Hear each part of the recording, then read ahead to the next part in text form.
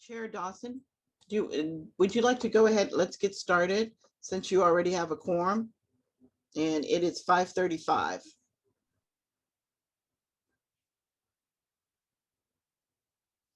I can't hear, you're muted.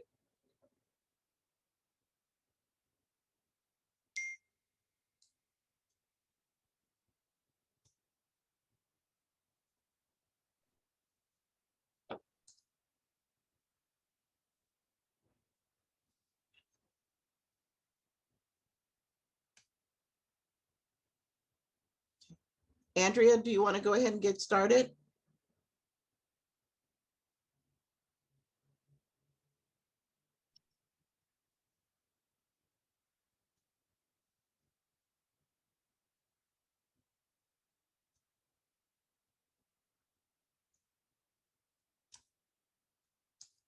Oh, there's something in the chat. Her audio's not working for her. Okay. Let's see.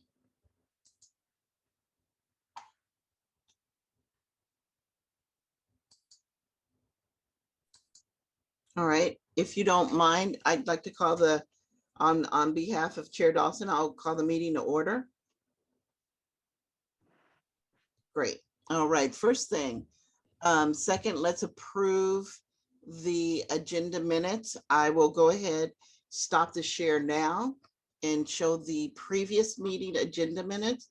If you can just hold on just a second.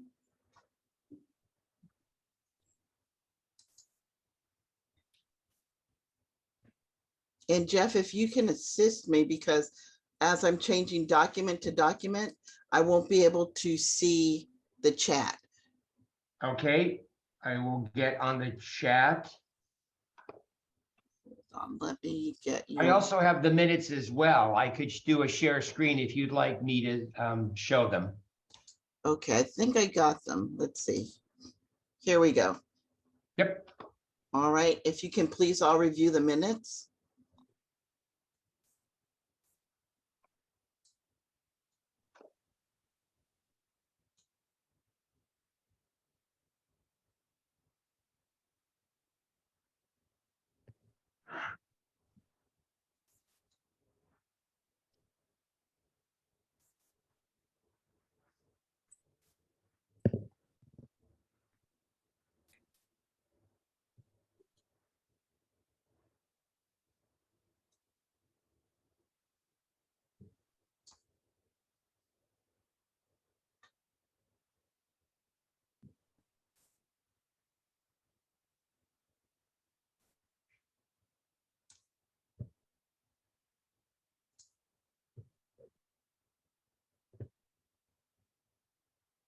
Okay.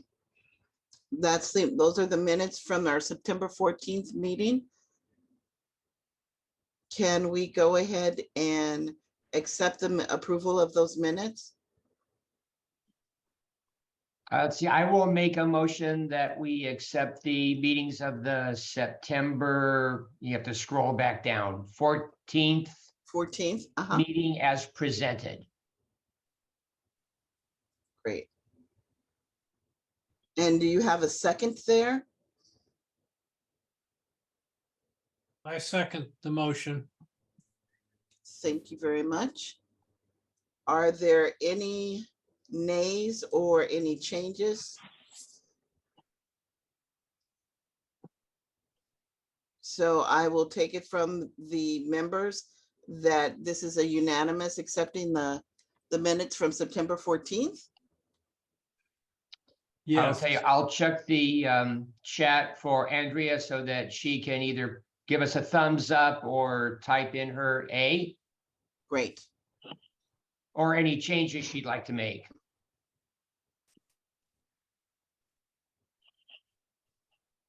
She does vote to approve the minutes. Great. Thank you. Let's move on to item number 4, which is public comment. We'll open that up to public comment. Are there any public comments? yes, this is Marcus Crawley. I'd like to make a public comment. I want to remind the people here at the meeting that the that there is a group called the California Association of Bond Oversight Committees. The purpose of it is to help members of a CBOC, such as this one, to become better informed and to have thereby have a more effective meeting. So this Saturday, there'll be the KBOC, CABOC, will be having its second annual conference. And I encourage everybody who has any interest in a CBOC to attend. If you are interested, just contact me and I will put you in touch with the CBOC or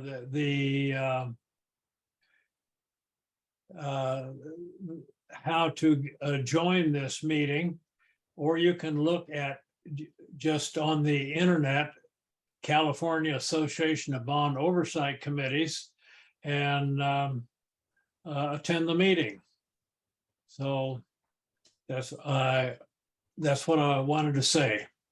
Thank you. Thank you, Mr. Crawley.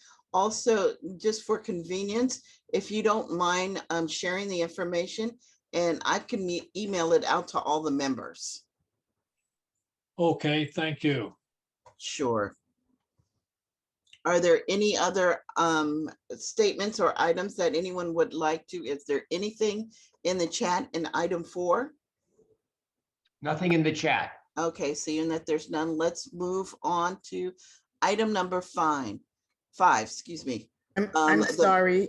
I'm sorry. I did want to make a comment and Sure. an announcement, public comment. On November the 10th, from 9 until 2, we are having a charrette or a community forum to be held at Laney College. There is information on the website, and we are in the process of updating our district strategic plan as well as our college's educational master plans. And we're seeking input and guidance from our community members on either items that we're doing good on, items we need to expand, or initiatives that we haven't even thought of. There's going to be 5 threads that will be going out. One will be on that you might be interested in is on facilities, sustainability, and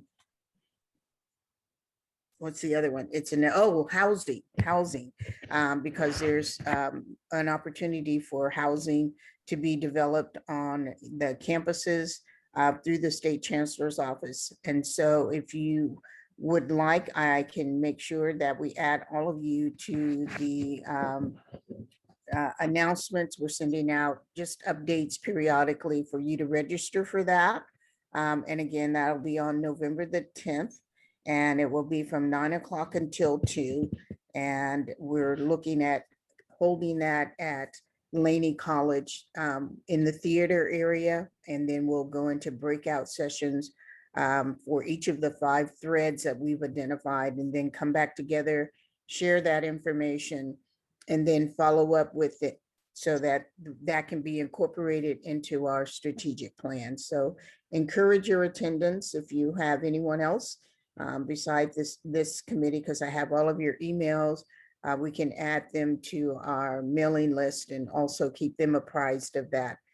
It should be a pretty large, we're expecting a large group of individuals from the community as well as the internal constituents. So encourage for you to, maybe if you have the time, to participate in that. It will be a face-to-face, not a virtual meeting. We think that will give us the best chance of leveraging individuals that are there and sharing ideas for the future. So thank you. Great, thank you, Chancellor. Are there any other public comments?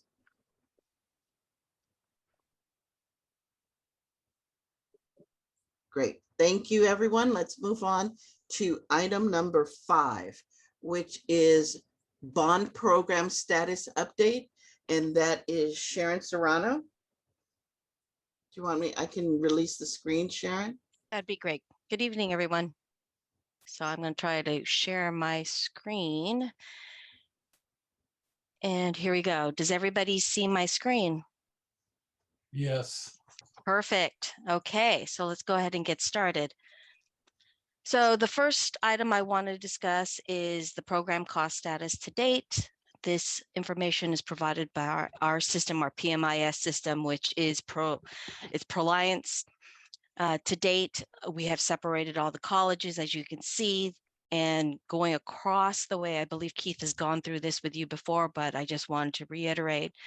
The first column shows the projected budget, and that's column A. Column B is the contracted budget, which is basically committed costs. Expended to date is checks out the door. Remaining balance is the difference between the projected budget and the amount of money that has been paid out via check. And then, of course, the last column, which is the percent expended versus the budget. So what we have spent to date or gone out the door in comparison to the budget, and that's your percentage value. I'm not going to go through every single one of those items, but as you can see, we speak or show how much per campus that has been budgeted and how much has been committed to date for every single campus. What I did not include is the detail of every single project, but we can provide that detail to you. But the next slides will show the progression of every project as we go along. Next slide is, so first college today is College of Alameda. Right now, new Center for Liberal Arts, as you know, it's a completed project. And I did hear from the last meetings that we wanted to set up a site visit soon.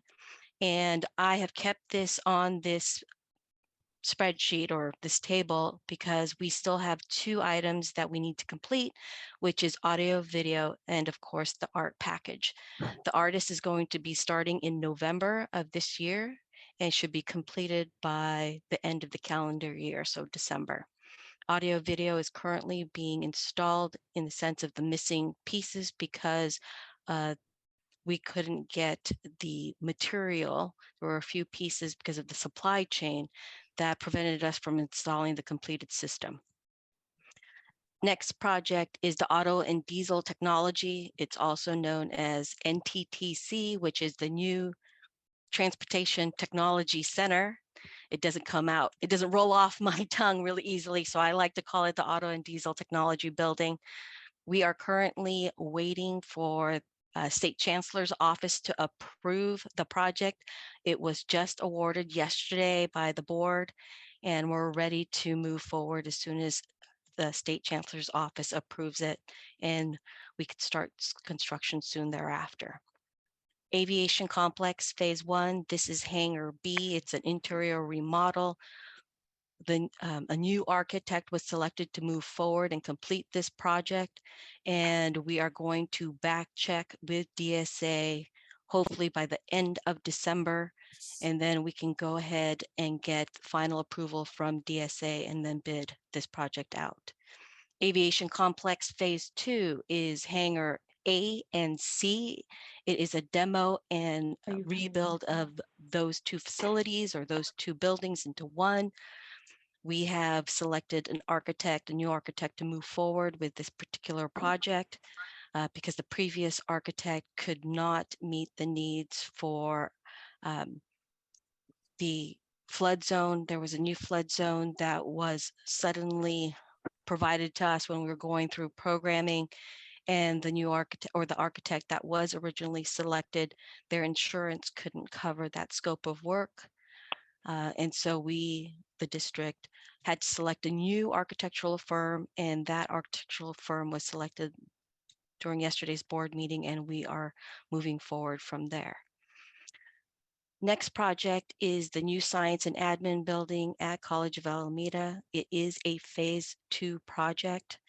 Phase 2 meaning program Phase 2 project, and all Phase 2 projects to date are on hold until we have a better understanding of how COVID, the economy, supply chain is all affecting the budgets for all our projects in phase one.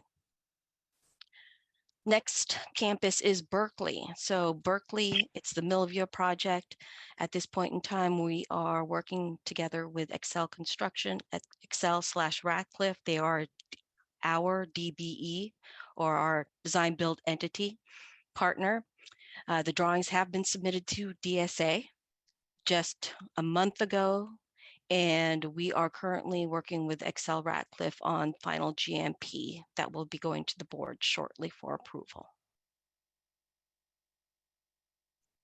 Next slide is Laney College. So, But Sharon, before Sorry. you go on, if you can define GMP, the significance of it to this project. so GMP is gross maximum price. And what it is the final dollar amount that the design build entity and the district have come to or negotiated and finalized. There should be, it's all encompassing, and the project or the scopes of work have been all bid out. And once we go to the board, that is the guaranteed maximum price for the entire construction project. And at that point, once DSA has approved the project as a whole, that will be the number that is basically final for the entire project. And that will close off our negotiations with the design build entity, unless of course there are unforeseen conditions. For example, if we're digging on the campus and there so happens to be some special burial ground underneath that existing building, but otherwise that will be our final construction cost. Next campus, oh, actually, I'm sorry, I think I have to go backwards. Laney College. So Laney College, we have several projects out here. Laney Locker Room is the existing locker room that is being modernized currently. And we are currently working on getting a few projects through DSA closed and certified before this project can move forward.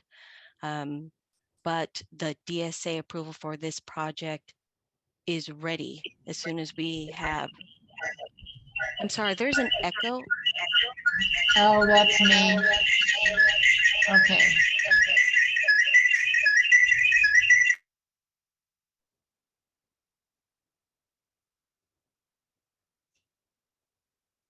Okay, go ahead, Sharon.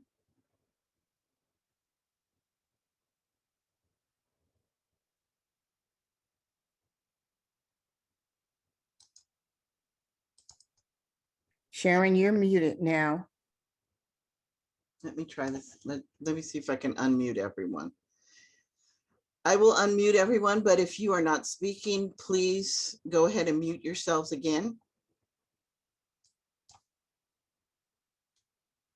Okay, hello, does everyone hear me? Yes. Okay, perfect.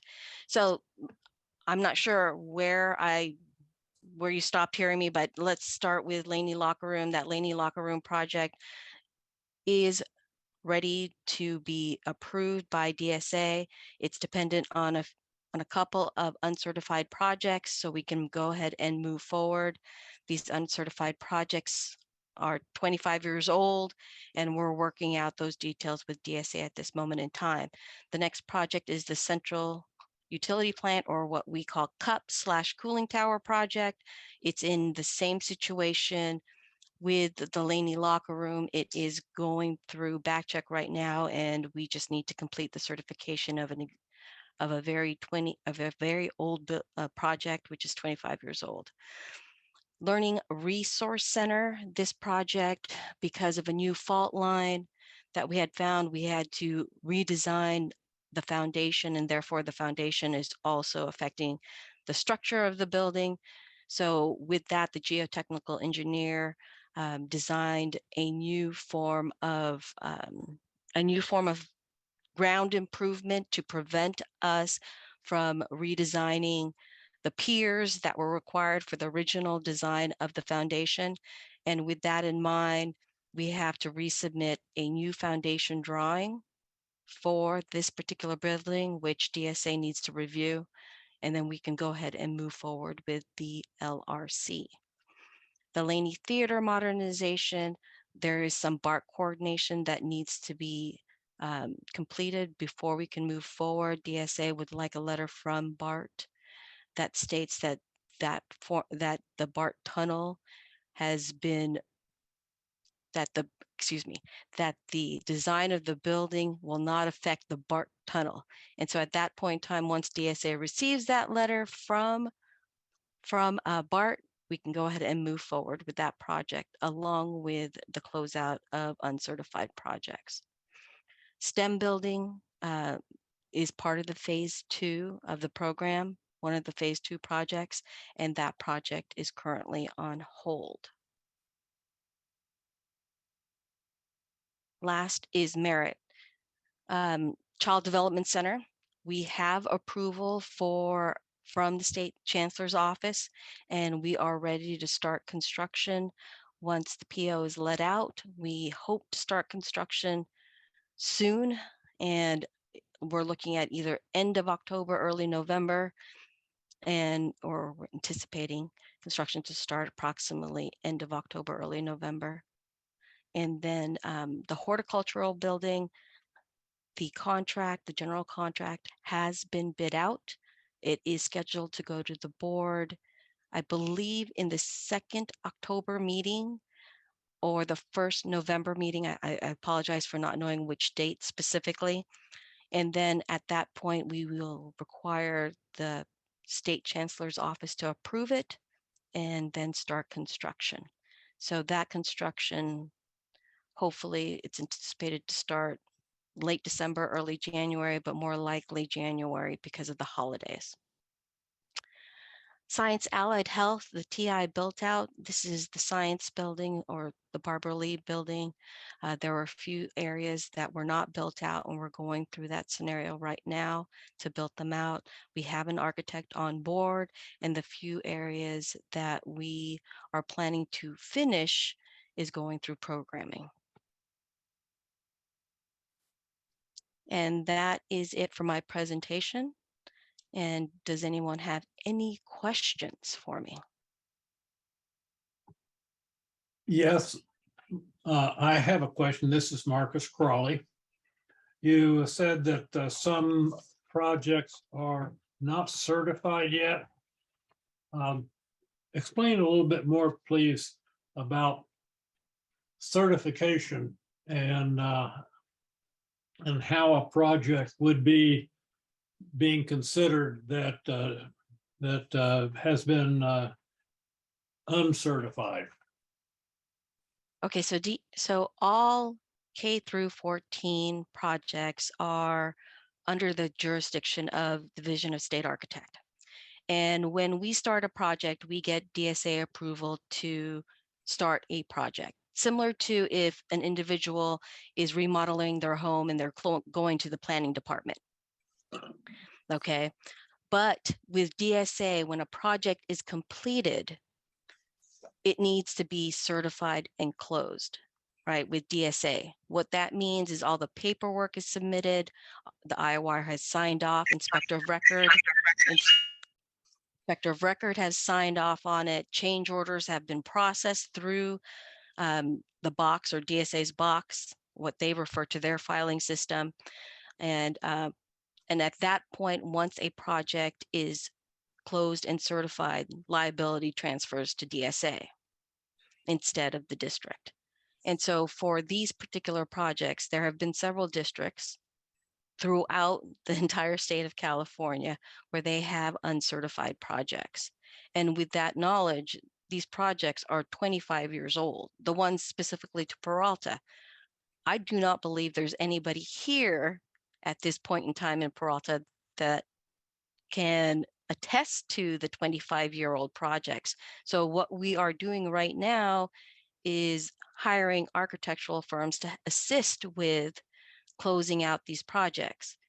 And that is an endeavor in itself. We have to we had to look for the old plans from 25 years ago, if there's been any modernizations between 25 years when the project was started, and now that architect has to attest that the work, number one, has either been replaced in its entirety or completed as designed on those drawings that were originally approved by DSA 25 years ago.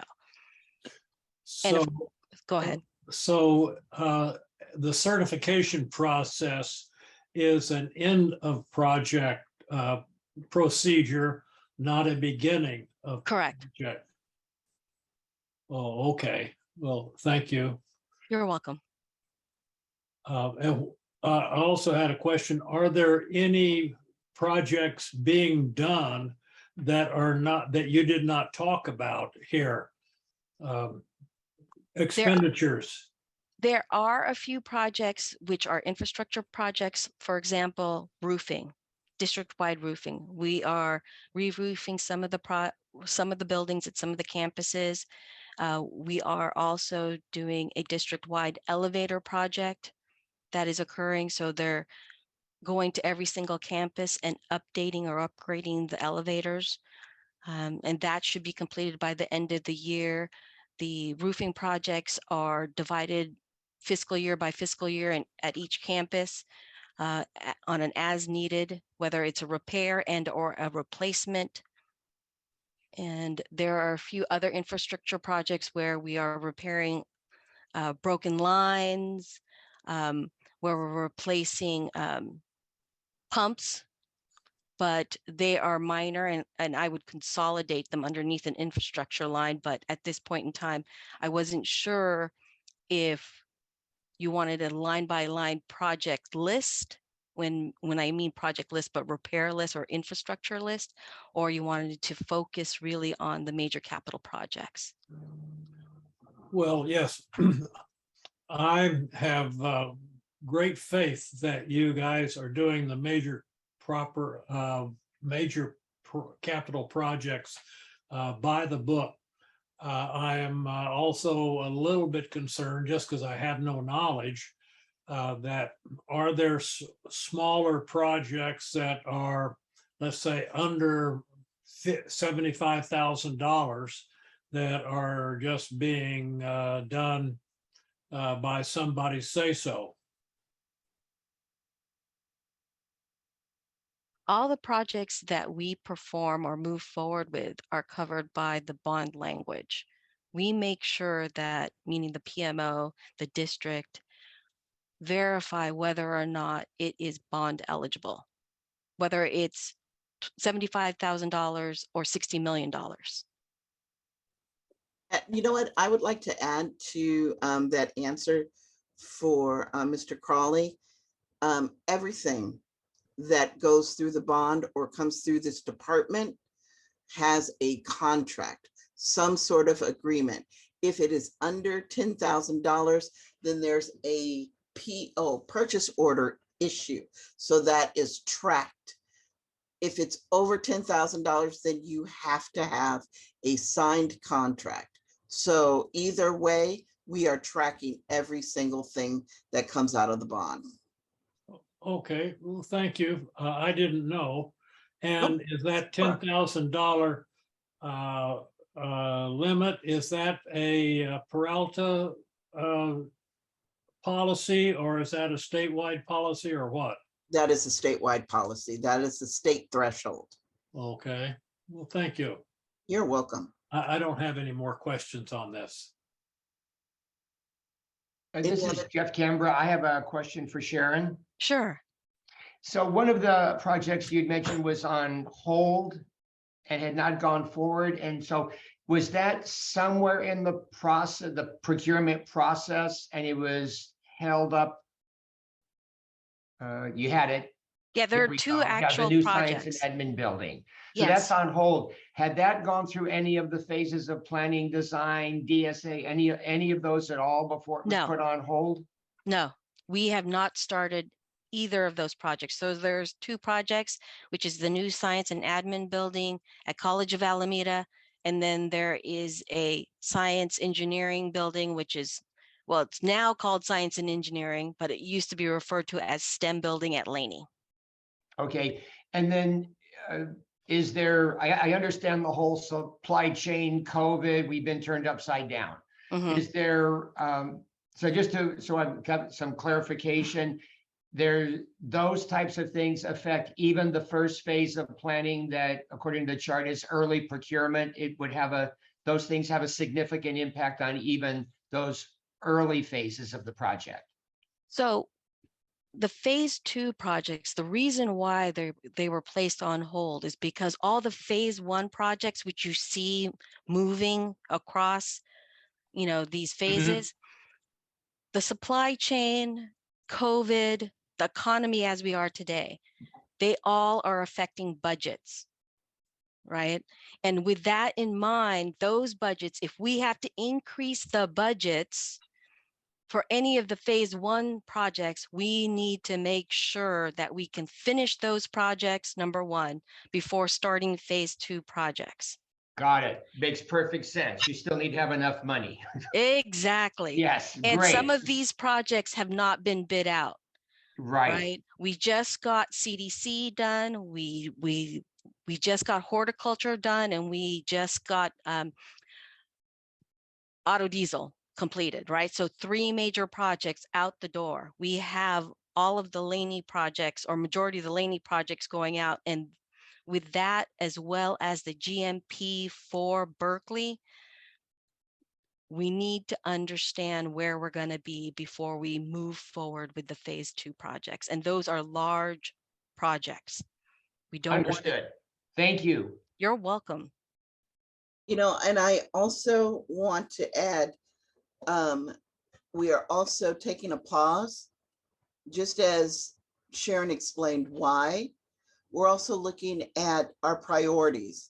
The priorities may have changed, and we want to make sure that as we move forward, how we design a new building it will meet our educational master plans that are in development.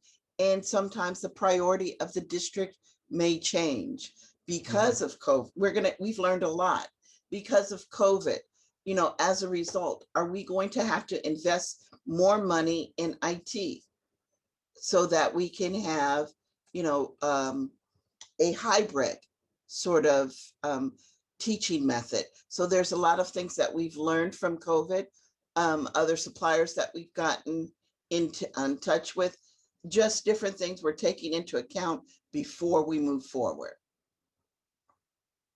Great. Thank you for that clarification. Makes perfect sense. Okay, Andrea, are you okay there? Are you ready to jump in? If not, I can continue. I'm going to Okay. go ahead and stop sharing. Okay. Any other questions for Sharon? No. Okay, seeing that there are none, I am going to go back to the agenda. And we are now on item 6, which is the 2021 CBOC annual report update. Theory, could I interrupt just for a second? Andre has asked if you could unmute us all again for just a minute to see if she Sure. might be able to come on, I think through her telephone. Okay, great. Hold on.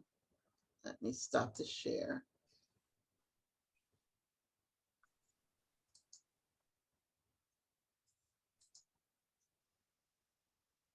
Okay, everyone's unmuted. I'm still muted, and I think so is Andrea on her phone. Okay. But we do hear you, Jeff.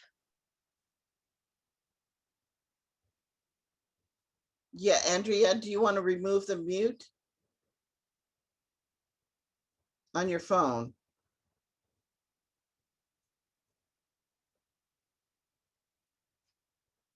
Let me try this again.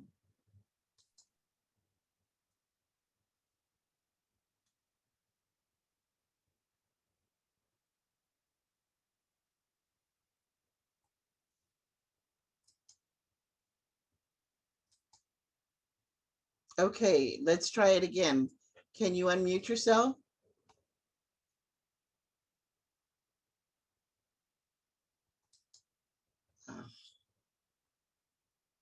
Let me try one more thing. All right, this is my last attempt to unmute. Every participants can unmute themselves. Okay, Jeff, I can hear you. I had to unmute myself. There's a little window that has popped up that says the host is not allowing participants to unmute themselves. No, I just took it off. So we can hear you, Jeff. We can hear you. Sharon, I can hear you. Mr. Crawley. Yes. Yusuf, can you say something so I can hear you? Yes, good evening. Good evening. How are you? I'm doing okay. Good. Good. So, Yes, I think you can hear me too. okay, so. So it appears that Andrea is the only one, both on her picture and on her phone link. They are both still showing muted. Yeah.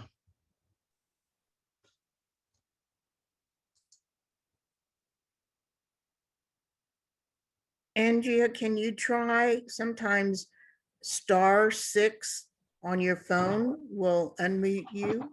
Can you try that? That's right. There you go. Hear me?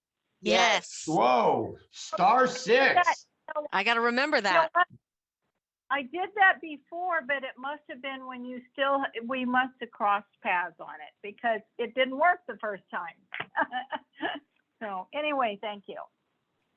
So I don't know why somebody else, a tech person, even came in and tried to figure out on my computer why this one meeting will not let me in. All my other meetings, not a problem. I don't know.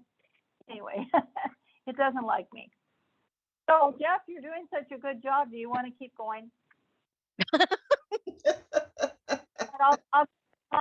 I'll get to comment, but you might as well just continue on. Okay, so we are on number 6, the CBOC annual report. Let me share. Now, did you all receive that in your emails? Yeah. Okay, great. Let me share that item. Okay, are you all seeing that? No, you're not. Okay, hold on. Right. Yes, we do see the report. Okay, good. Good evening, everyone. And Hi, Stacy's Dr. in the meeting now. Thompson. Okay. Do you want to go ahead and start the discussion about the annual report, Jeff, and also Chair Dawson? Sure. Can you all hear me just fine? Yes. Yes. Okay. Yes. Right. So anyway, I first wanted to thank Mark Johnson for really basically taking last year's report and putting together a draft of this one with the new information.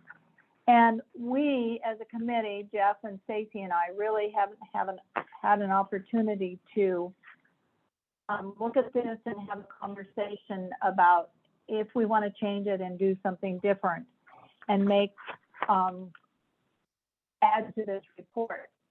But what I'm going to say, I've thought about this as far as reports that we make comparisons to in other districts. We have to remember what the purpose of the report is. And the purpose of the report is whether we find the district in compliance on spending the taxpayers' money or not, which is the 4th paragraph on the 1st page of this report. Any other information is actually not necessary, but I think it speaks to that we're actually paying attention if we have more information in the report. In other words, the focus of the report and some highlights. And as far as some highlights, I like the College of Alameda that it says watch the YouTube video here, which we actually could put a link in the report, for example. And so I think those items are not necessary, but they're well-meaning, and I think once again it speaks to that we're paying attention to what's happening in the district, and recognizing Sharon Serrano's report this evening, which we're taking notes on. So with that, I'll let Jeff and Stacy jump in on this, and anyone else that wants to.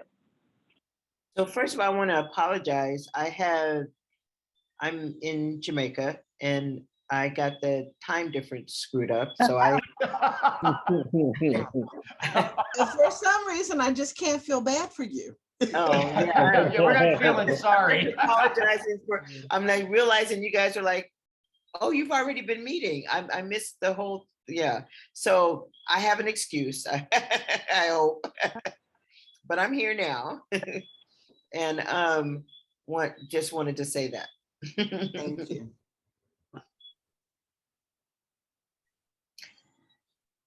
So just so you know, that there's usually a 3-hour time difference.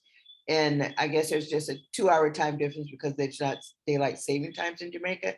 And I didn't realize that until I thought I was early. I thought, oh, I'm 15 minutes early. You guys are in full swing. Okay, sorry about that. But yeah, I do want to thank Mark for going ahead, and we really had Jeff and Andrea and I really had hoped that we would get together and be able to work. And I don't have my camera on because the internet is not strong.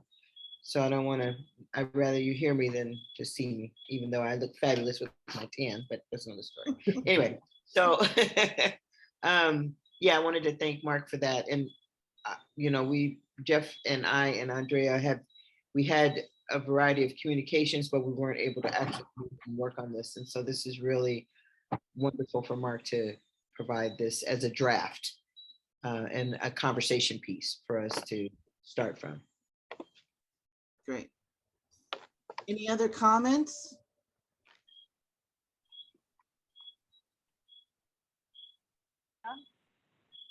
Just so you know, Dr. Thompson, we can hear your beach chair swinging in the background. That's right. You can hear the waves of the ocean. It's all right. That's the Caribbean. Just go with it. Yeah.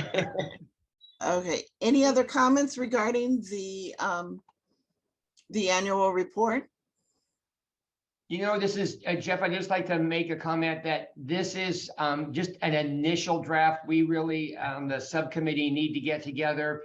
And we were given a copy of the Chabot Los Positos Community College District, had lots of pictures, was organized very nicely, and was I thought, very user-friendly, as opposed to having just a lot of text. So I think in looking at what's on the screen now, the text content may not change a lot, but I think the actual presentation might look a little more sexy.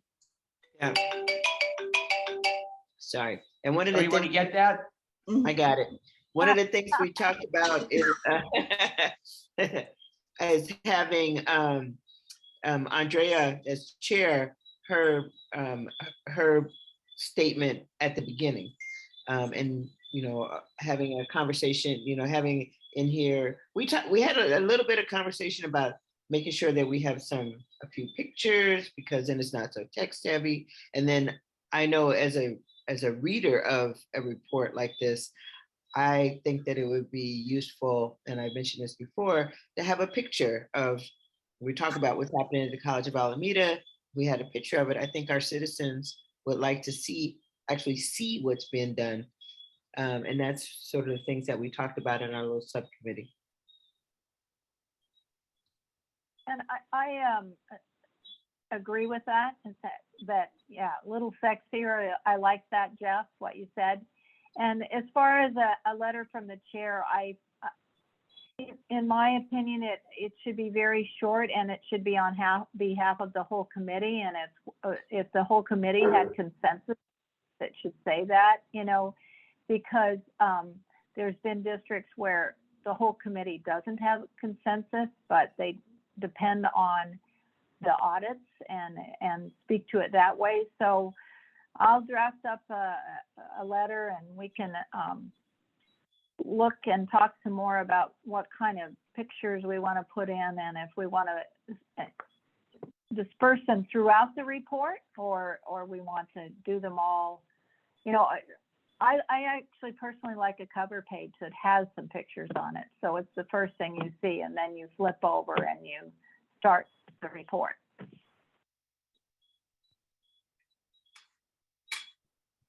Anyone else have thoughts on it?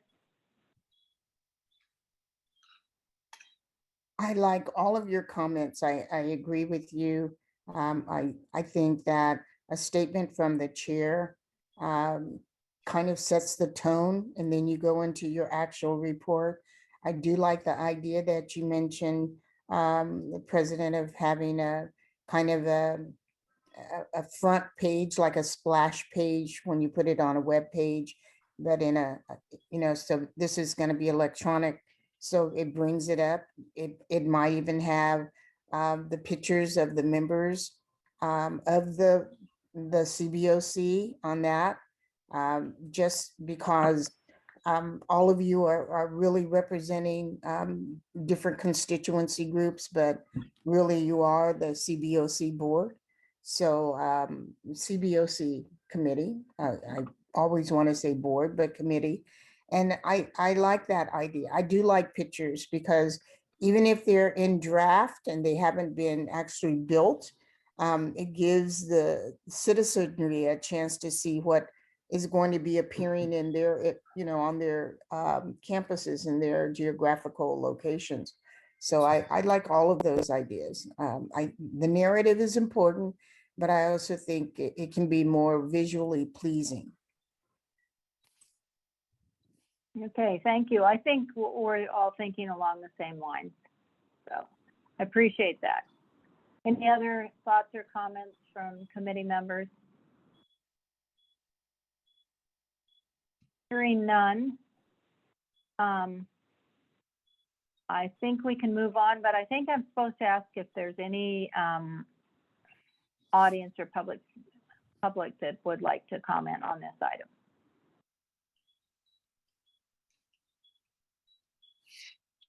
In theory, I say no. We're on mute. Hearing no, let's move on to the next item. Okay. All right. Next item is item 7, which is website subcommittee follow-up report. Marcus Crowley, and I think Stacy Thompson worked on this with you. Yes, this is Marcus Crawley. Stacy and I did have a phone conversation about the website, and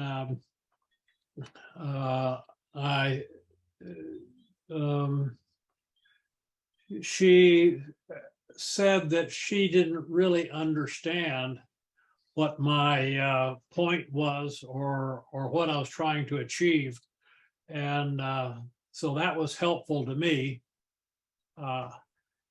So I think I should express again from as an origination what I think that the problem, as I see it, with the website, and that is the Citizens Bond Oversight Committee doesn't have a website. We have a button on somebody else's website, but we don't have a website ourselves. And when I Google Peralta CBOC, I get a couple of things that look like a CBOC website, but neither one of them are. They're just a random report. So Marcus, yes. Marcus, we said that we would ask whoever's hosting this to share their screen and do what you're saying, because until I did it, I didn't get what your point. Okay. So we want, right? So if we could, whoever's sharing the screen, to just share it and Google Peralta CBOC. and so you can show them what comes up and why it's a concern for you. Is that not what we discussed? Yes, am I supposed to do the share screen? No, whoever has control of the screen can do it. Who has control? Is that Mark? That would be Mark's not here. Ethereum. Ethereum. Yes, I'm working to pull it up right now. Okay. Give me just a second here.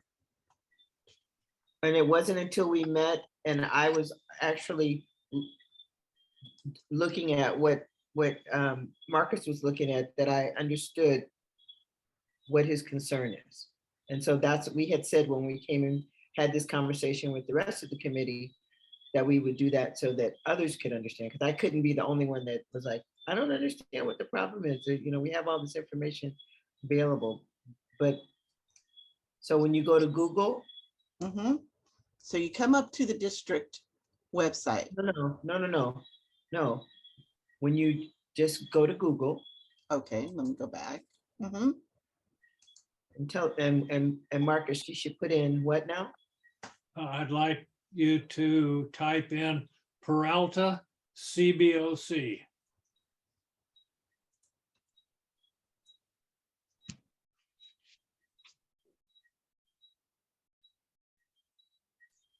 Yes, that's the screen that we were looking at. So So this is what comes up. This PDF document comes up Is an annual report. from 2018, 2019. That's all that comes up when you click on that. Right. It's just a document. And if we go back to that previous screen, before the document, yes. So scrolling on down, there's another outfit that pretends to be the Peralta CBOC, and they have nothing to do, as far as I can see, nothing to do with well, no, a little farther down this HubSpot. Marcus, let's start with that one. Let's start with that. The first one when you Google it, and that's the first thing that comes up, and it's a PDF document as opposed to it being the website or information about the Peralta Bond Oversight Committee. Okay. So you'd like me to go to the second item? Wait, hang on just 1 second, because I think it's important to look and see what the HTTP, what the address is for that. Is that it's not even on the district's homepage. It's under a build.peralta.edu. So when you click on that, yeah, I think you're right, Mark. I can understand if you click on that, you would think you would at least get to the homepage of the district, if nothing else, right? Where you get a tab to go to the Citizens Oversight Committee. So I'm not really all that up on Google searches and how they're created, but however that algorithm is doing it, when you type in that search, it only takes you to that subpage. I'm not certain, but I believe that is something that can be fixed. Yeah. Well, you got a lot better than me. And the only reason I know that is because I had a business years ago, and I actually I had to pay for if you typed in villas in Jamaica, for example, that my place would be the first one that popped up. I see. Yeah. So that's the only reason I know that you have some control. You can communicate with Google about that. Well, good. So that's one part of obviously the larger problem, but just to make sure that we address that as well. And then just a comment. It also is, we had an old website and we have migrated to a new website with a new URL. And the algorithm, according, and I wish Mark were here because he could explain it a little bit better. We were having the same problem where people would do a Google search and they were picking up documents from an old web page that the district had, and they were not picking up the new documents, and it had to do with board policy. And people were saying, well, the board policy says XYZ, and we're like, where in the heck are you getting that? That's not Right. what the board policy says.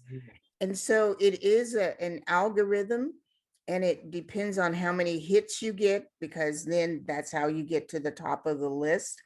But you're right, we can bring that up to Mark and to Aaron Harbor, who is the individual that works on our webpage, to make sure that whatever algorithm Google is using, it will point and redirect you to the district website. If you, and you've seen that yourself, where Yeah. you'll put in a Google search, click it, and then it says redirecting, and it sends you to the new page. So I think that we can handle that, Marcus. Thank you for bringing it to our attention. And we'll make sure that Mark is aware of it, because it really falls in his area, because it's on the web page and is part of our public information and outwardly facing the board. Thank you, Chancellor. And so Marcus was sharing that his second concern, if you don't mind, Marcus, me stepping in here and just saying, or do you want to say? Go ahead. It looks like you want to. I can see you. Well, that is my first point, Right. that I think that whatever a person clicks, a public person clicks on, that indicates it is a website for Peralta CBOC, it should be clicked, and therefore we have the homepage of Peralta CBOC, not Bill of Peralta, not Peralta EDU. It should at least appear to be the homepage of Peralta Citizens Bond Oversight Committee. And then after we achieve that, then I think we need to have a discussion. What do we want on our homepage? So I don't think that there's any shortcuts for us having the discussion about what do we want our homepage to look like, and how do we want our homepage to function. I think we needs to talk about it and throw out a few ideas, and we can either agree to those ideas or reject the ideas, and come up with what we think is a good homepage that informs the public without confusing the public. So I'm going to jump in again, Marcus, because, you know, after our conversation, and I sent you the notes that outline, you know, what from our conversation, what your concerns were. And I was hopeful that you would like kind of follow that, because it made sense to me.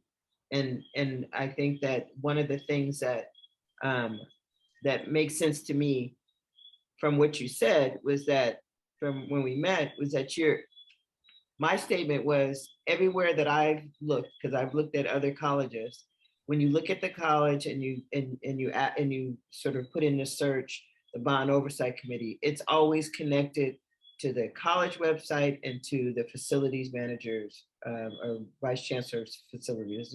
It's very common for it to come under, you know, to be posted in that way. And your comment to me when I said that was that, yes, I know, but my vision is for us to be more dynamic and for us to be avant-garde. Those may not be your exact words, but be more progressive in how we present who we are as an oversight committee for Peralta.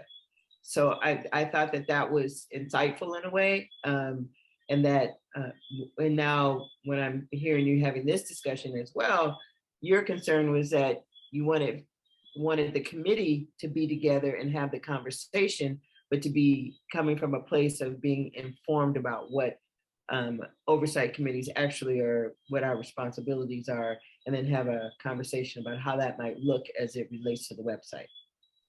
If I understood what we talked about correct. Well, yes, you did mention that other CBOCs have a tab or a button or some kind of presence on the school district website. And I responded that I want us to be a leader, not a follower.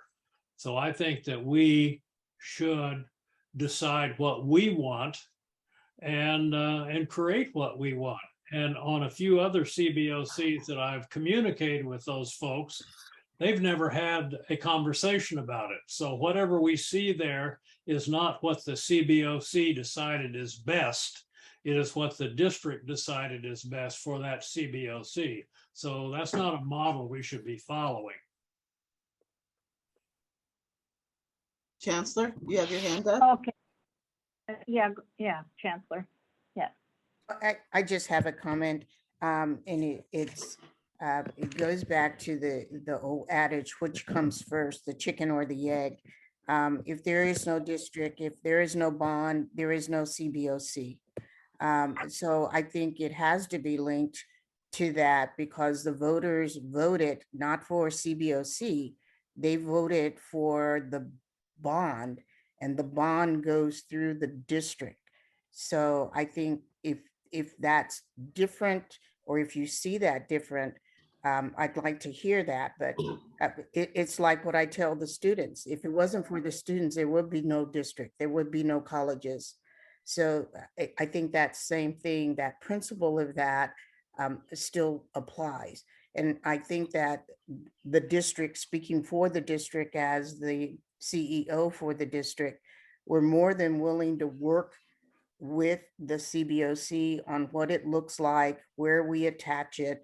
But I don't think it's a separate entity with a soul of its own that exists without having the district to gather the funds, administer the funds, and the oversight committee is to ensure that we spend those funds appropriately, which is what was in the document in terms of what the purpose is. So if that doesn't resonate, or if that is something that is at odds with the way the board thinks, I really would like to find out if that is what you're intimating, Mr. Crawley, that you want something totally separate, you don't want it off of the district page, or maybe I'm misreading, but that's what I thought I heard.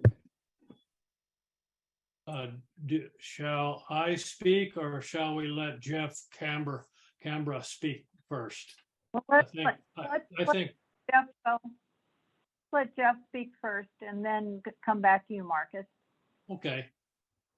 Okay, so usually I find myself in this situation coming from an entirely different viewpoint, way out in left field.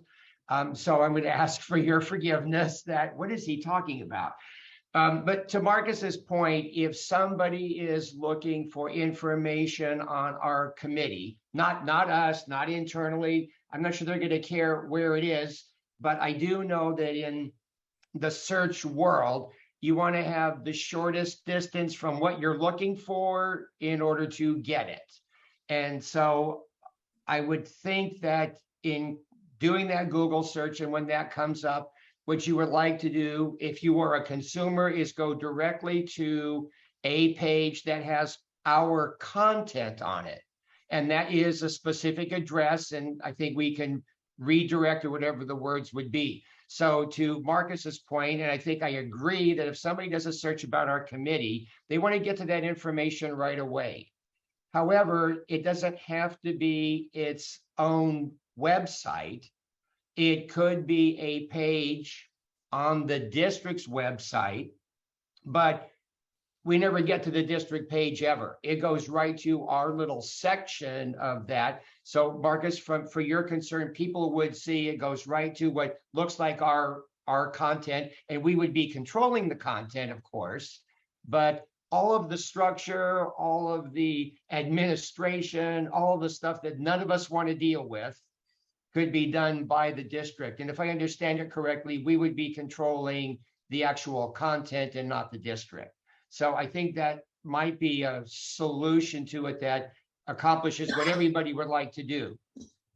And with that, I'll come down out of the ozone. Okay. Andrea, you're the chair. You don't have to raise your hand. No, well, Go ahead, Andrea. I want to say, Marcus, before you chime back in again. I like what Jeff said, and I agree. And we want it to be, if you know that a district has a Citizens Bond Oversight Committee, and you type that in, and it takes you directly there.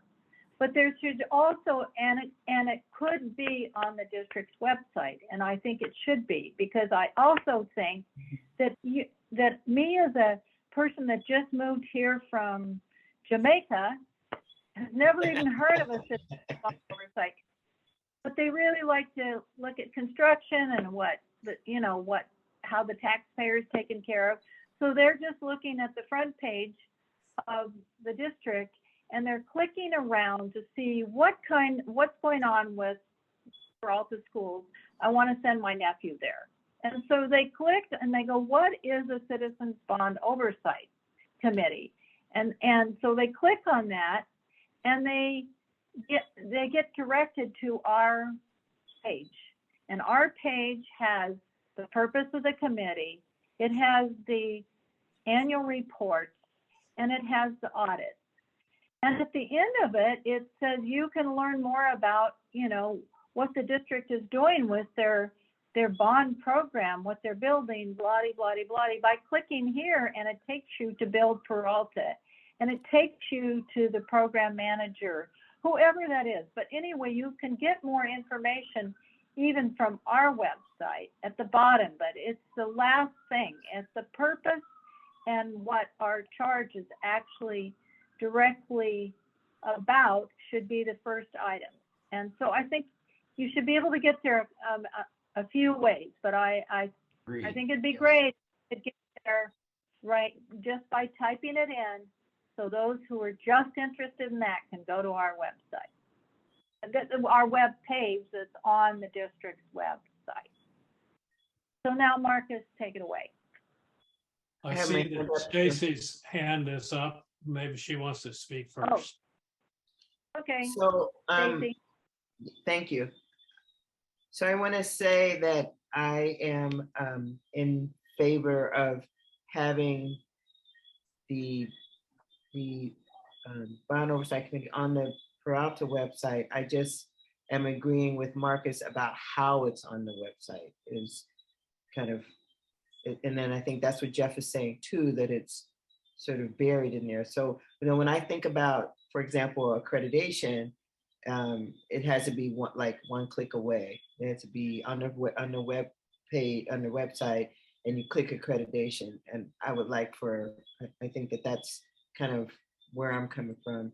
We have the information, it's just how people get to it is, I think, a little bit problematic. And that's what I've come to understand when Marcus is concerned. And I don't want to jump ahead, Marcus, but you also had a concern about the application not being fillable on the website, which if we're going to do an update or rearrange stuff, that might be something we need to think about as well, right? Do you want to share that, Marcus? Right. Thank you. Yes, I've had an ongoing concern that the application is not fillable. And I think that is one good reason why why Peralta has not attracted a student member of the CBOC, because students are used to computers and type it in and send it off right there with the computer. And that's not possible with the present setup. The person has to download it, fill it out by hand, deliver it by hand or with postal service or fax it or something or other. But that's all 20th century stuff, not 21st century stuff. And we're trying to appeal to young, bright, energetic students, and that's what they think is real. So an old guy like me, I can download it and fill it out by hand and stick it in an envelope. No problem for me, but I think that this is a big problem for the students. But furthermore, regarding what Dr. Jackson said, I'm trying to convince the members of this CBOC, that we are supposed to be a self-governing oversight committee, and our job is to examine expenditures and report to the public about expenditures. And if the public wants to see what is being built, we will have a link to Build Peralta, and you can see all of the charts and renderings and pictures and graphs and things like that to their heart's content. But that's not our job. And so I am wanting opinions from my fellow CBOC members. I am not soliciting opinions from the district. The district, what I'm objecting to is opinions from the district about how we should have our own CBOC, independent CBOC committee and website. So I think it's for us to talk about it. And quite frankly, when I think about our committee here and compare it to other committees across Alameda County that I've examined, I think that they're similar in the sense that they are dominated by the district. And I'm saying that that is not what we should be doing. We're supposed to be independent. That's what the legislature said. That's what I think is going to be best for us. And part of that independence is following what the legislator said and having our own website.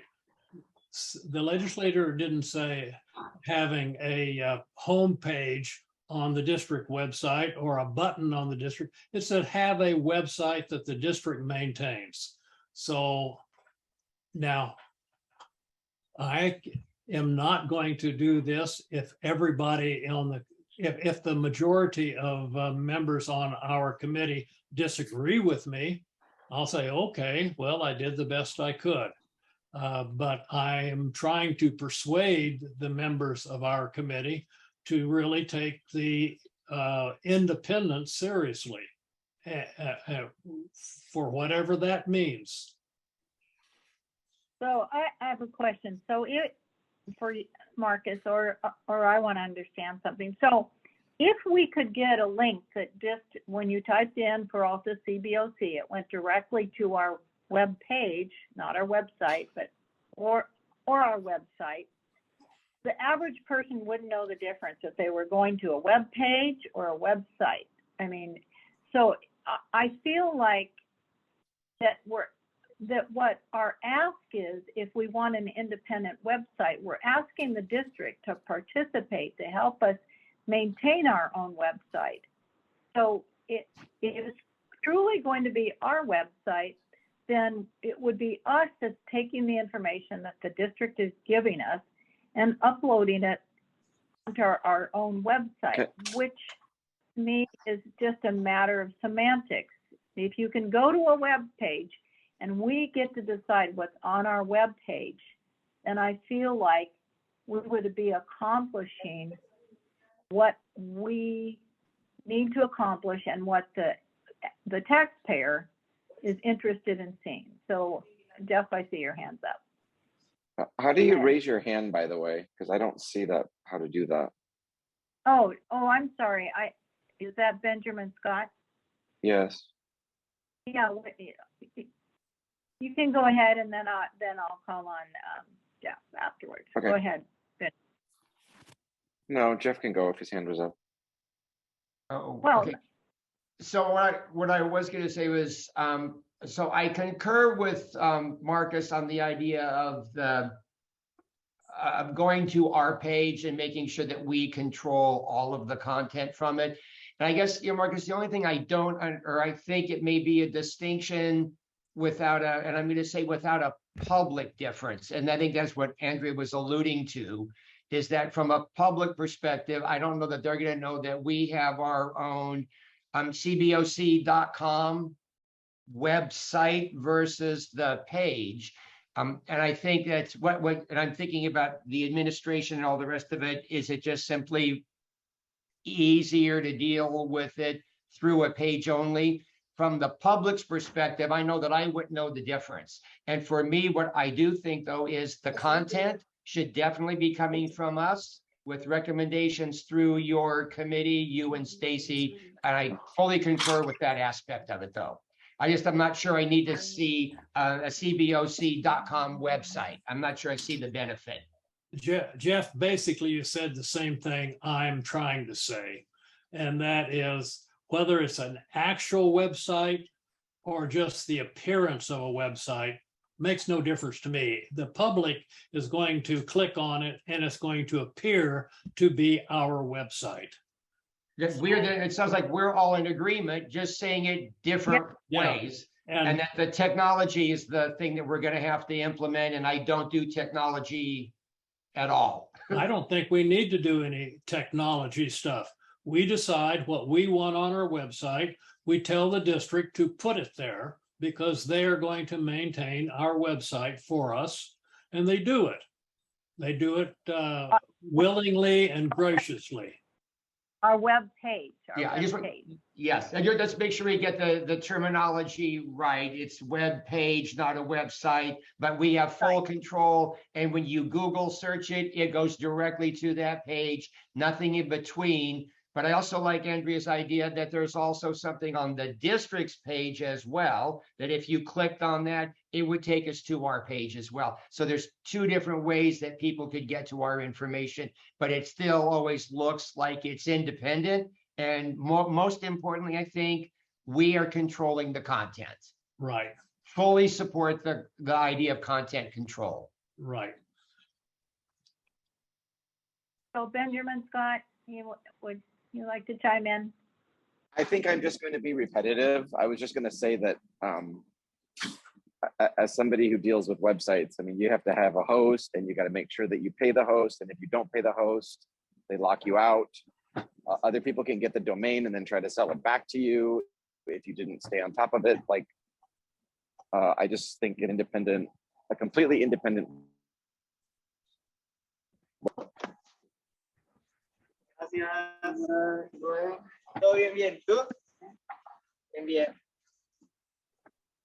Benjamin, we lost you. I think that's a very good clarity on this. So, I think we're all on the same page, unless Yusuf, you have something different to say about it. But I feel like we all agree that we just want our own web page and we want to control the content. So as long as what the public clicks on appears to be our website, that's good enough for me. Okay. And we decide what goes on our website. And if somebody wants to shrink from the word website and just say web page, well, okay, but we're still talking about the same thing as long as it appears to be independent. Yeah, Okay, totally agree. So the next step is that, do you and Stacy want to decide what you, as a committee, work together to decide what should be on this web page or site? Our page. We sent you the bulleted version of what we discussed about being on the web page, right, Marcus? Right. Yes. The drop-down box with, members and da-da-da-da. I don't have it committed. I can pull it up, but Andrea, I sent that to you earlier when I sent and after Marcus. Right. I'm on my phone. I'm not going to be able to pull it up. Okay. But I think we could start there and bring that, maybe in hopes if Mark Johnson is able to participate next month, and whoever else you mentioned, Chancellor Jackson or Etheria, that's like the experts at this. Yes. That we put. Yeah, I think that it needs to be Mark Johnson. He's been working with this CBOC for a while. And the Right. technical expert is Aaron Harbour, Aaron Harbour, Harbour. And Aaron will be able to explain to the subcommittee, which I assume will be Stacy and Marcus, some of the things that you're saying can happen, but it doesn't just happen. There's algorithms that are built. That's why people pay influencers, if you've heard that term, to direct people to the web page, because the more hits you get on a web page, the higher you get. But just putting a web page out there and expecting one click in the next day after you roll it up, I don't think is really possible. But they can explain those details to you. I'm not the subject matter expert, but I just want to manage expectations that it takes time to do that. That's why there are people that have built niche markets to be able to do that. Just as Dr. Thompson was saying, if she had a business, she would pay an influencer, so she would come to the top of the list. So when you went to Google, her name would come up at the top. It doesn't, and it happens based upon individuals clicking and going to your webpage, which I think was the recommendation with the district. If somebody wants to know about it, they can get a one click on the district, but they may not get a one click going through Google until enough people hit that and bring it to the top of the list. And that is not controlled by the district. That's controlled by Google. And frankly, they get money for doing those types of things. But I don't think the taxpayers wanted us to pay for that out of general fund dollars and out of bond dollars. But we can You're absolutely, right, Dr. J. That's what you have to pay for it. yeah, you have to pay for it. And I don't see us doing that as part of the committee, but we can still get what you want. We can get you the page, you control the content.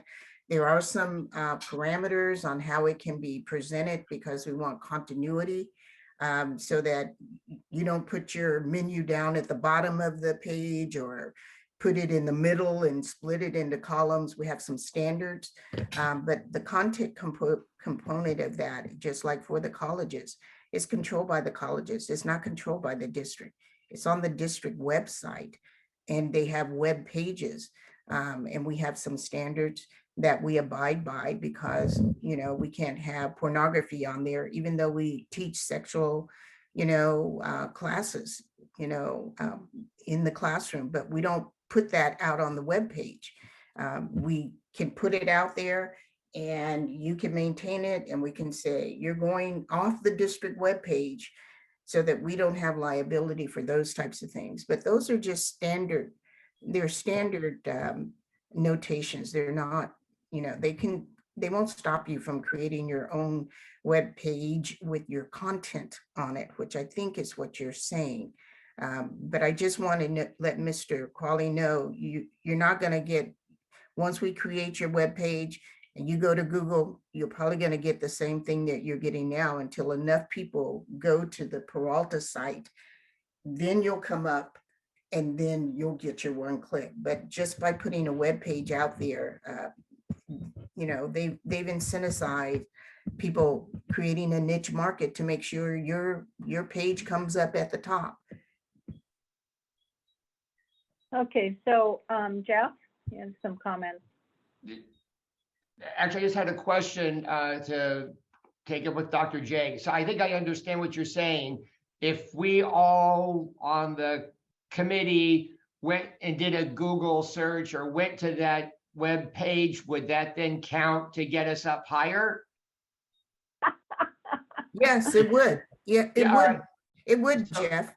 Right, just so I understand the mechanism. So I think that's great. And then you can put something, out to all the students. Please go click on this and do a search for us. And we'll get 10,000 all in one day. We'll have all these influencers.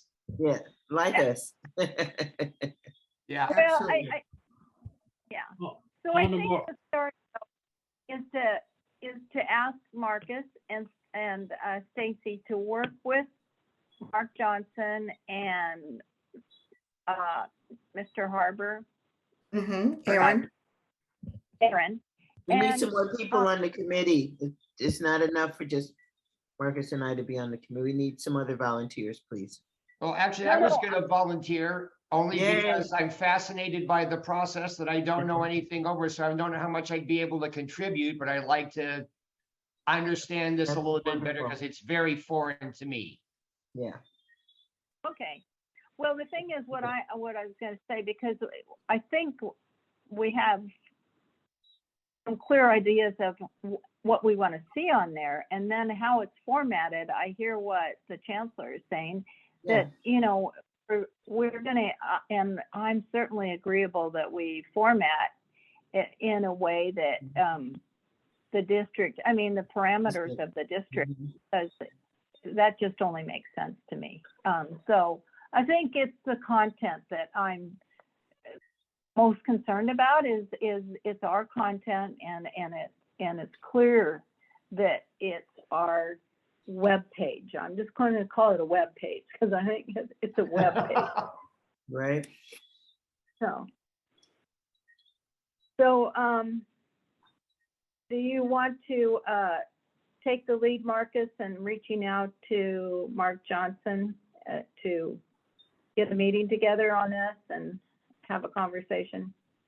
Okay, I propose that we have a subcommittee meeting for the web page in 2 weeks. Be at this same time of the day in 2 weeks. So I will email Mark Johnson and see if that is agreeable to him.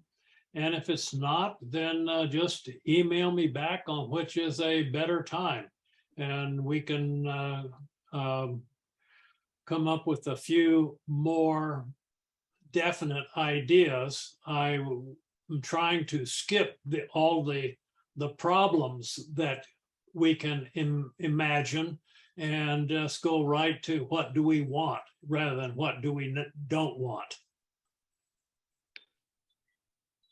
So as I said, why don't you reach out, and if Jeff and Stacy now are amenable to 2 weeks from now at this time, that's fine. But if you have to look at your calendars, then why don't you just work it out in an email and come up with a couple ideas for times and reach out to Mark about it. Okay, I'll send an email to Jeff, Stacy, and Mark Johnson and see if 2 weeks from now is workable. And I prefer to meet during the day. You prefer during the day? Is that what you Yeah. said? I prefer in the morning, yeah, than in the evening. You preferred in the morning, what, along about 9 o'clock in the morning? 9, 10, like that, you know. I'm not too early, not too crazy. Okay. So if it were 9:30 in the morning, that'd be okay for you. Would it be okay for you, Jeff? Fine. Okay, well then I'll propose 9:30 in the morning. Yeah, so just ask Mark to send out the Zoom link. Okay. Great. Yeah. All right. Any other questions or comments on this item? No, but I know you did mention something in our meeting about the conference that's coming up. I don't know if you talked about it before I got here. Yes, I mentioned that before you joined us, that this Saturday at 10 o'clock in the morning is the second annual KBOC conference. And I don't think it will be boring. I think it'll be very helpful. Will you be there, Andrea? I definitely will. I was going to say I will be attending, and what is I think a really good presentation is the auditors. The auditor that is presenting does very thorough audits. They're from Long Beach, and his name escapes me, but anyway, they did the Oakland Unified audit when Oakland was in trouble, and gave them a lot of good pointers about how to clean up their their program. And Oakland Unified is doing pretty good at running their program now. That was about 3 years ago. So I'm sorry, I have to miss that. I'll be traveling back home on that at that exact time. they may make it public afterwards. So Yeah, sometimes I'll they'll get the recording. part Yeah. of it. So, yeah. Anyway, any other thoughts on this item? If not, we'll move on, and I'll ask if there's any public comment on this before we move on. So what is the agenda item? Well, no, we're moving on to item 8, if there's no public comment. Okay. So I'm going to move on to item 8 because even though I haven't heard from Etheria, I'm gonna. Oh, no, I was just waiting for the discussion and I'm happy to share the screen. Hold on. No, well, Etheria? Yes. No, I just asked if there was any public comment because we're moving on to the next item. Very good. Thank you. So hearing none, we're going to move on. And so the next item is next meeting agenda recommendations. And I think one would be the website or whatever terminology were our independent webpage update. And I would like to see a presentation of the expenditure report on the project, an update on expenditures. Andrea, we were gonna meet with the new auditors. I can't, forgive me if I'm having a Jamaica senior moment. I can't remember, did we ever meet with them? We did, but I think it would be good to have them as an agenda presenter also at our next meeting. Yeah, okay. I don't remember. It must not have been a very long meeting or very in-depth. Might be Yeah. the Jamaican air. Could be. Yeah. So that's those 3 items, and then our annual report. So that's 4 items. That's going to be a big agenda. When is the report due? Is it late? It's not late, is it? As soon as we get it done, and then so really my hope is that we get there by the next meeting and we can vote to approve it, and then it can be taken to presented to. Andrea, respectfully, that didn't answer my question. When is the report due? There must be a timeline for it to be due. When is it due? There is actually not a timeline in the state statute. It says we must report once a year. So we have till December to report for last year, right? Well, 2021. Well, it's not clear in the statute. The sooner the better. And the way it usually works really is that you get the auditor's reports at the end of March. You work on the annual report through the summer, because summer is usually light for districts. The boards take off. And ideally, you get it to the first or second board meeting in the fall, which is generally the September board meeting. Okay, after school is launched and everybody's settled in. That's the ideal time that most CBOCs think is to present the report from the previous year. But we're not there yet. So by that timeline, you're behind schedule. We're All right, that's what I was asking. So we want to get it approved by this body so we can present it to the board for November now. I guess that's the next, or December. I like to have deadlines. I don't function well with like whatever. I will tell you that the board only has one meeting in November and one meeting in December. So if you should have your meeting to be able to make it by the deadline. And I don't have the deadline in front of me, but it's posted on the webpage. what the board deadlines are for submission of agenda items. So, Chancellor, it's about 3 weeks before the meeting, isn't it? I think it's about 3 weeks. I'll look. Yeah. Yeah, it is about 3 weeks because the week before the board officers look at the 90% final agenda.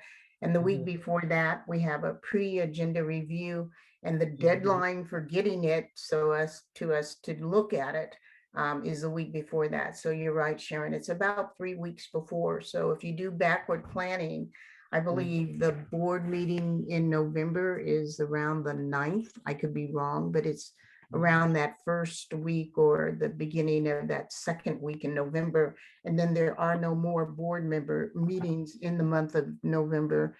And then in December, we will be having our annual meeting, which includes bringing in the new officers based upon the election, because we've had 2 board members that have retired, and we have one board member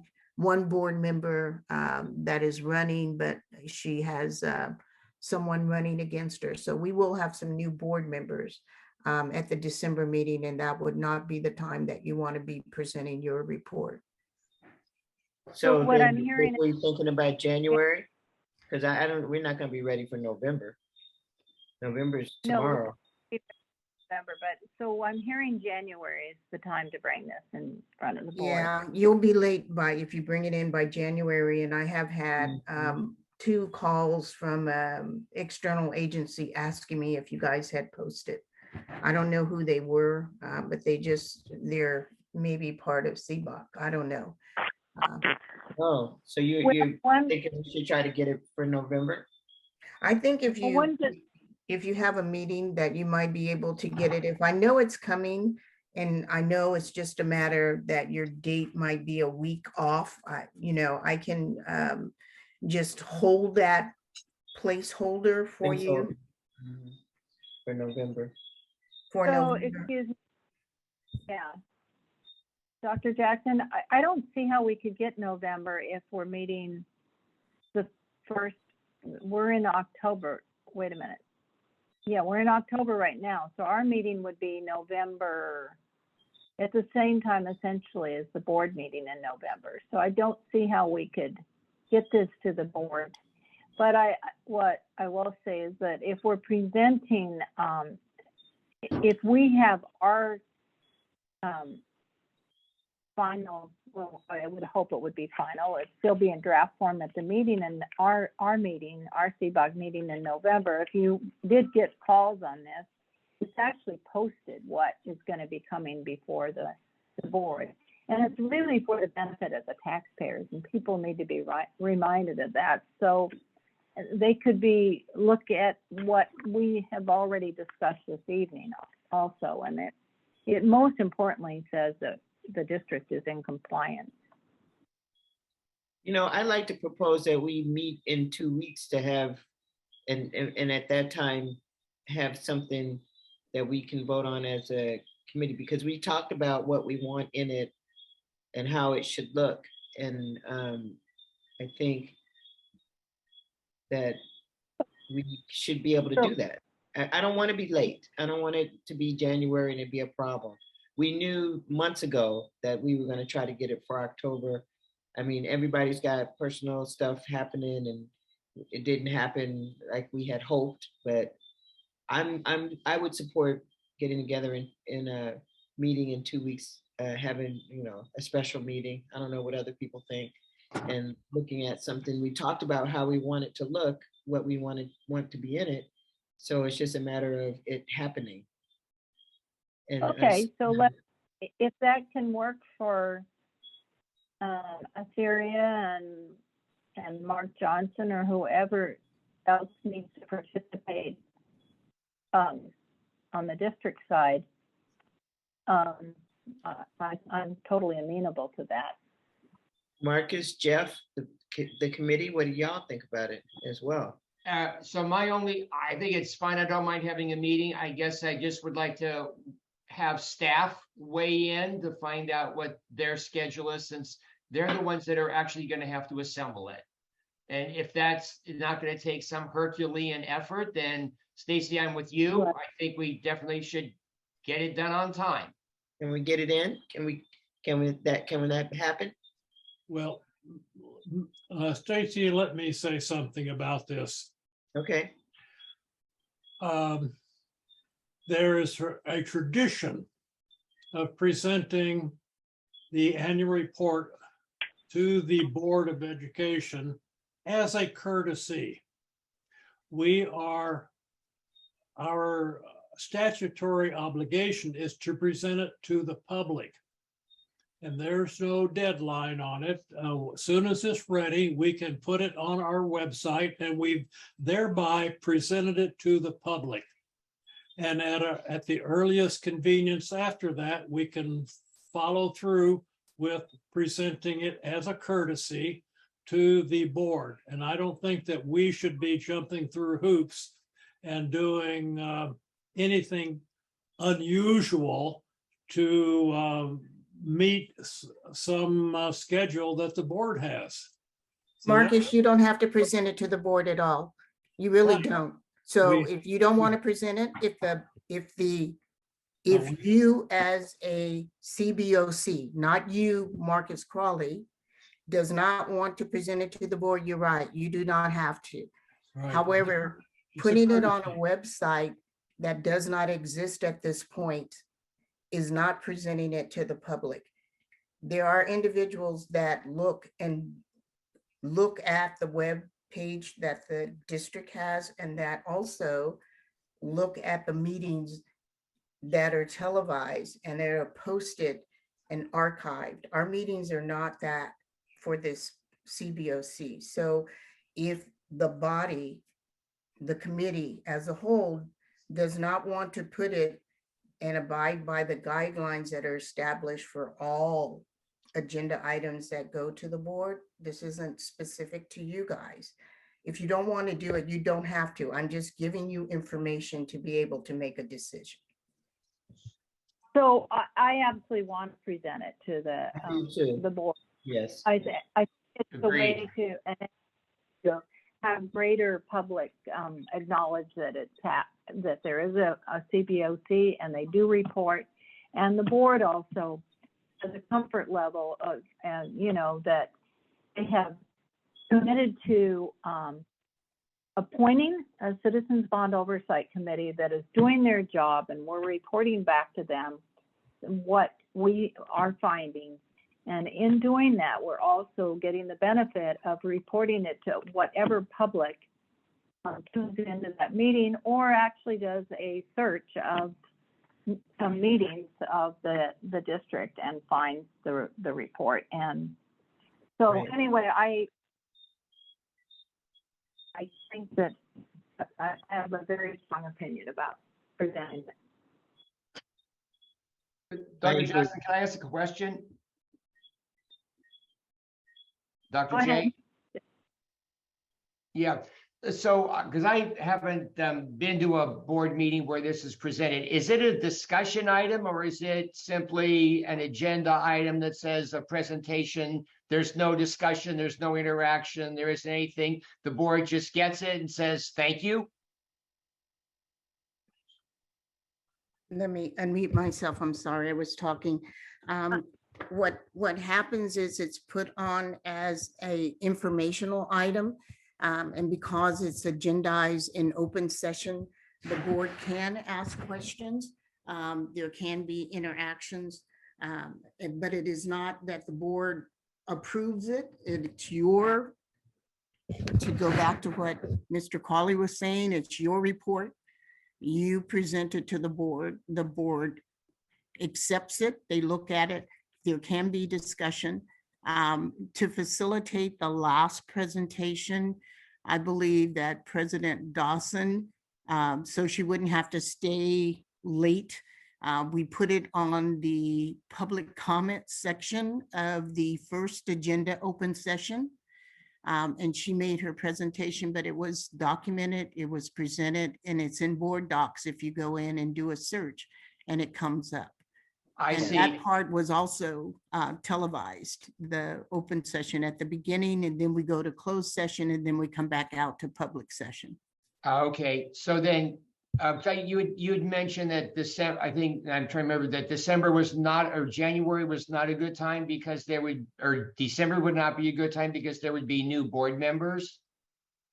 In December, we will induct the new board members that have been elected, and we have 2 vacancies. So I know we're going to have at least 2 new board members. And it's also the time that we do the audit report. Last year, they extended the audit report at the chancellor's office because of COVID. But we're on a normal cycle now, which is that we get a report on the audit, and it's the general fund audit, it's compliance audit, it's on this bond. We get a report on that, all of that. So that's a long meeting.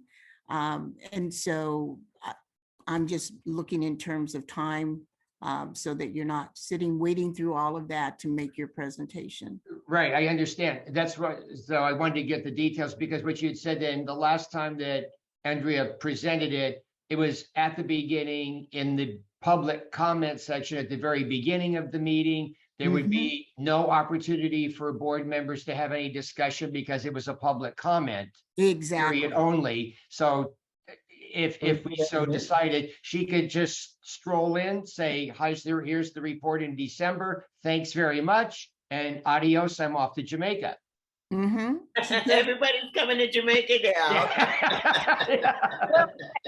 Yeah, just in thinking that, Andrew, there's some possibilities. That's all. We're not kind of locked in one way or the other. So, Dr. J, if you're comfortable. I don't have an opinion, whatever you want to do, but we could then, Stacey, the point might be is that maybe we could do this at a November meeting without having a special meeting and still make the December meeting and not cause tidal waves.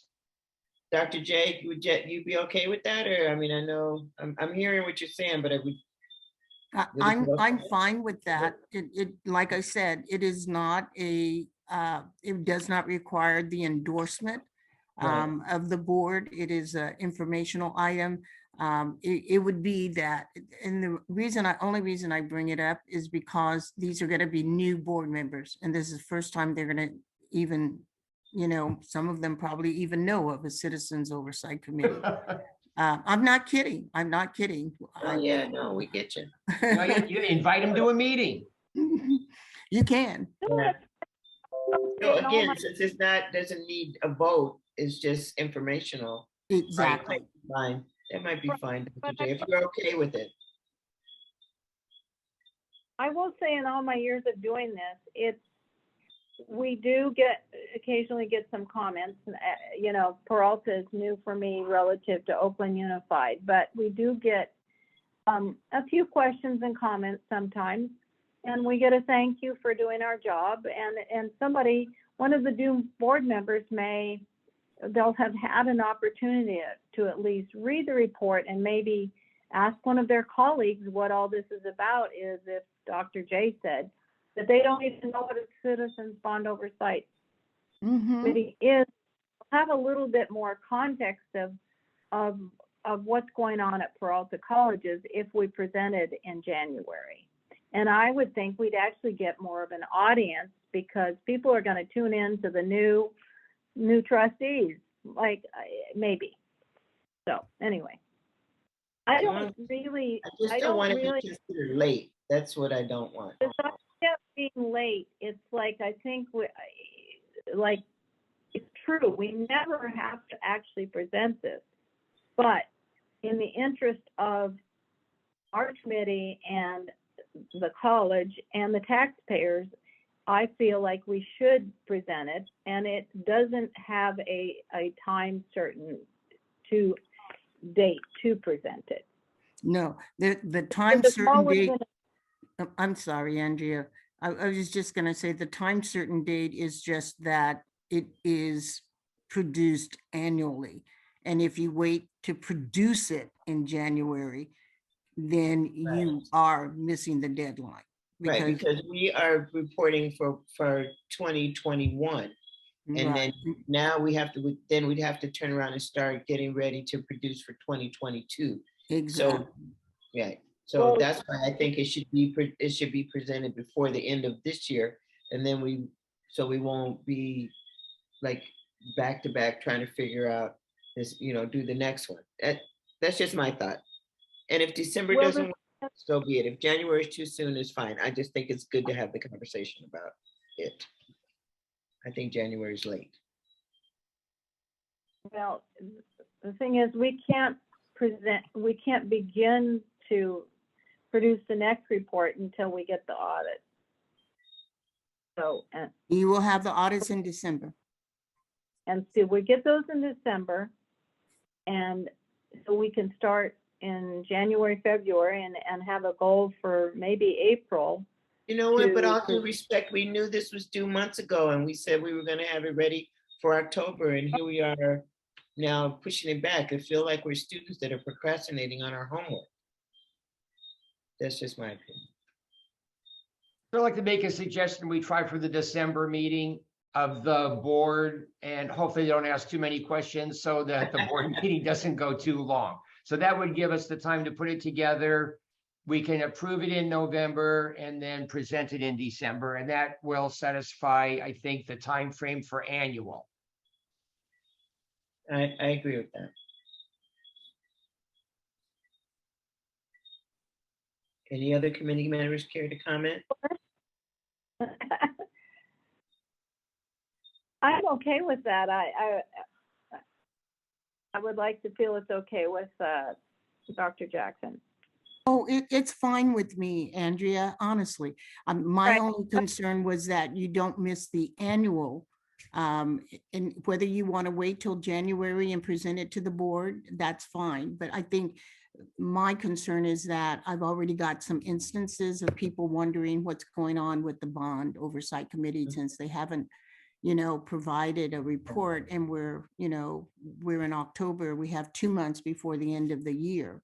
And Okay. frankly, there are people that want us to fail so that they can blast us in the newspaper and all of that. And I know that's not your concern, but Right. they would be blasting you. They wouldn't be Yes. blasting the district. Yeah. So Dr. Judd, what But- you're saying is like there is some reason that we should be getting this to the board in December. Mhm. Yeah, so let's do that. Let's Yeah. do that. Okay. Yes, I don't want to be blasted.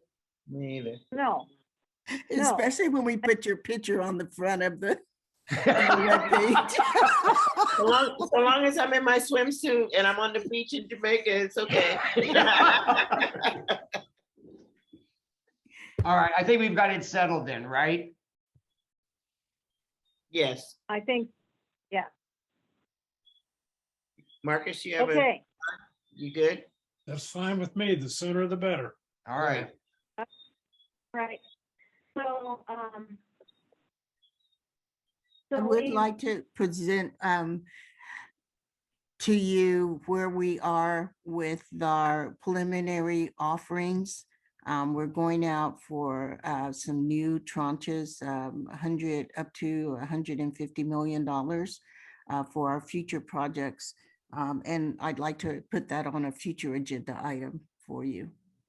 It doesn't have to be Okay. on the next one. It could be the one that you have next year, because we'll have more information by then. But I just want to make you aware that that is something we're moving forward with. The board approved it on Tuesday. So if you want to look at the board agenda, all the documents are out there under item 10.4. Okay, so that, maybe we won't put that in our next meeting, but it'll be in a January meeting, Mm-hmm. okay? No So, problem. okay, so we're getting close to 7:30, and I don't know if we get shut off by then or wait. So we have to technically say we're going to extend the meeting 10 minutes. So do I have a second for that? To I'll extend the second. 7. Okay. All right, roll call real quick. Or we could just raise our hands if we're all in agreement, or say yes. Yes, I. Yeah. Yeah. Marcus, Yusuf, I heard you. So Benjamin. Has he dropped off? Maybe he has, but we still have a quorum. So we're moving on.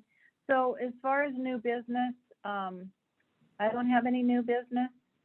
Oh, let me go back to agenda recommendations. So anyone can email me if they want. And what I'll do is capture what I think we talked about earlier, what the new agenda recommendations would be for a November meeting.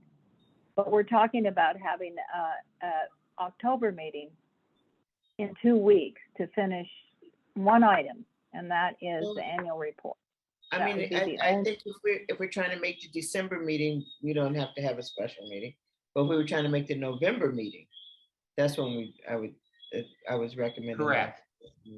So Okay, all we're right. shooting for December, so long as everybody does what they say they're gonna do, and stay on this schedule and meet and make it happen and review it, we'll be fine. We have a quorum. Okay. We have to have a We have quorum. a quorum, yeah, that. Yeah. All right. Sounds good. Okay, so on to new business. Is there any new business? Item 9. No? All right. Well, hearing none, we actually are at 7:30. We didn't need the extra 10 minutes. I have a quick question. Sorry again that I was Yeah. late. Oh, please, go ahead. Go ahead. Who presented the bond update? Who presented that information? And how can I get it since I wasn't here? Who? Oh, Sharon Serrano. Yeah, So- Sharon AECom presented it. I'm sure IVC Smith can have her forward. If any of the other members want a copy of that, she can forward that to you. Yes, Absolutely. follow up Okay. and send it out. All right. All right. If there's no other business, so say good evening and thank you all. Okay, Thank thank you. you. Good meeting. Thanks, Bye, everybody. everyone. All Bye. right. All right. Bye. Bye. Thank you, everyone. Bye-bye. Thank you.